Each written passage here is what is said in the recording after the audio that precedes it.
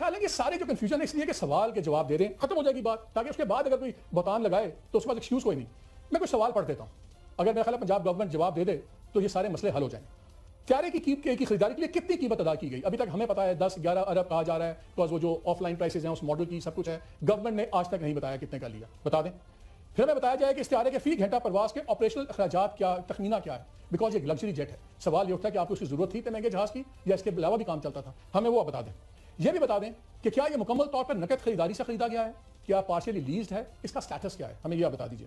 سب سے امپورٹنٹ, اربوں روپے کی ڈیل میں کروڑوں روپے کی کمیشن بھی گئی ہوگی. لیجٹمیٹ ہے, یہ لیگل ہوتا ہے, اس میں کوئی ناجائز نہیں ہے.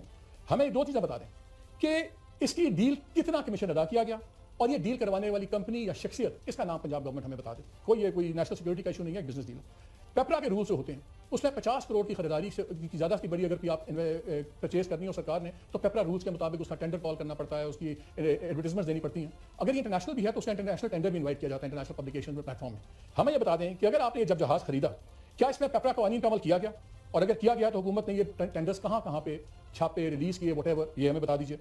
اس طیارے کے سالانہ مینٹیننس کاسٹ کیا ہے, تخمینہ کیا ہے, بیکاز جب آپ اوپن سورس سے پتا کرتے ہیں تو منیمم 45 سے 48 کروڑ تو فکس اس کے مینٹیننس کاسٹ پر سب میں آئے گی. ہمیں آپ بتا دیں تاکہ ہمیں پتہ لگے کہ جو ٹیکس پیئر کا پیسہ اتنا ضروری جہاز اتنا مہنگا کیوں لیا گیا, جسٹیفائی کیسے ہوتا ہے. ہمیں بتائیں اس میں عملہ ہو, پرزے, اوور ہالنگ وغیرہ تمام ایکسپینسز کا ایسٹیمیٹ آپ ہمیں بتا دیں جو آپ کے پاس ہوگا.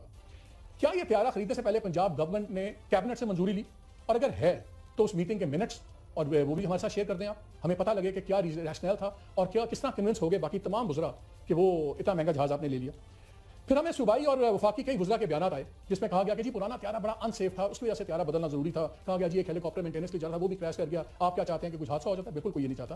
ہمیں صرف یہ بتا دیجیے کہ پرانے طیارے کی کیا تھریٹ رپورٹ تھی, کیا اس کی مینٹیننس کی پرابلمس تھیں اتنی بڑی تھیں کہ جو اتنی جلدی میں ایک اتنا بڑا مہنگا جہاز خریدا گیا. اگر وہ واقعی غیر محفوظ تھا پرانا طیارہ تو اس کی ٹیکنیکل رپورٹس ہوں گی, وہ آپ ہمارے سے شیئر کر دیجیے. جہاز کی جو یہ رپورٹس ہیں ٹیکنیکل, یہ کیوں نہیں آج تک شیئر کی گئی, اتنی بڑی سیکرٹ کیوں تھی, یہ بھی ہمیں نہیں پتا. پھر جب آپ نے طیارہ خریدنا تھا پنجاب حکومت نے, تو ایم شیور انہوں نے اور ماڈلز میں کمپیریٹیو انالیسس بھی کیا ہوگا. یہ ہماری ضروریات ہیں, بیکاز آپ کو اتنا لانگ رینج لگژری جہاز پرائم منسٹر لے, کوئی اور ٹاپ پرسنالٹی لے جن کے بہت انٹرنیشنل ٹریول ہے, سمجھ آتا ہے. یہاں سے تو میکسیمم ایئرپورٹ کراچی کا 1000-1200 کلومیٹر ہے, اس سے زیادہ جہاز اڑنا نہیں ہے. تو اتنا high and long range luxury jet 11 billion 10-11 billion کی کوئی جسٹیفکیشن تو ہوگی.